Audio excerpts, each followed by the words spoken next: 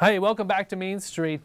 Bill Gross, the king of the world's bond market, has had quite a nice return to graces here. Jeff Rogow is here to tell us how Mr. Gross has halted an outflow of funds from his monster bond fund. Tell us about what's going on. Well, it really is a monster. And when you have that big a beast as he has, you do anything well and it starts to really get noticed. And he's had really a terrific 6-month run or 5-month run. He invested heavily in mortgage-backed securities, the most vanilla ones you could find, backed by Fannie and Freddie.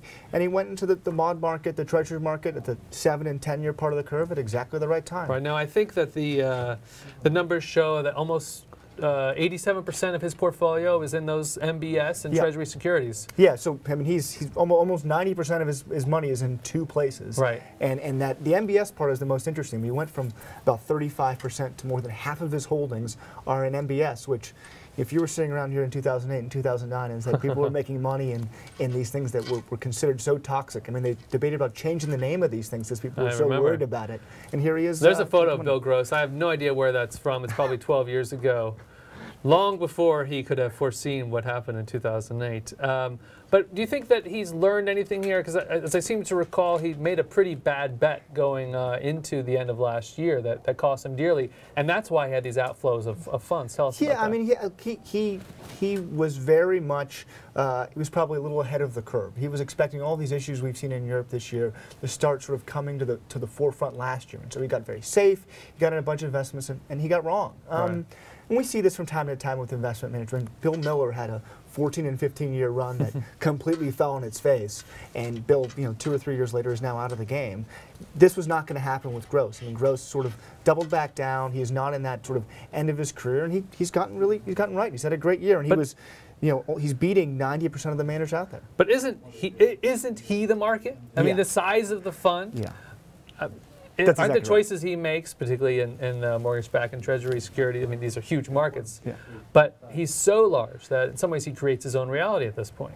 That and the fact that he's so much out there in the media, whether it's CNBC and everything else. And when he makes a trade, it's not like it's not like Oaktree in a bond fund in LA that you have no idea what they're doing. I mean, this is a guy where everybody knows exactly what he's doing all the time. He's the big fish. I mean, he's the whale in every market that he's in. And so when he's doing things, you see a lot of tail running, which was made last year so surprising that he was so wrong. And so, Jeff, you think from his perspective that's just smart strategy? Let everyone know I'm so big that everyone else has to follow. Absolutely. Again, creating his own reality. Absolutely. I mean, he's not going on CNBC for the goodness of his heart. I mean, he knows that these things help make him money, and they help his portfolio. It's probably not at the beginning, but maybe it's that tail 10% he gets that some other investment manager doesn't get. Now, of course, the Fed hinting that, or doing more than hinting, guiding that there will be some more Operation Twist to go here for quite some time.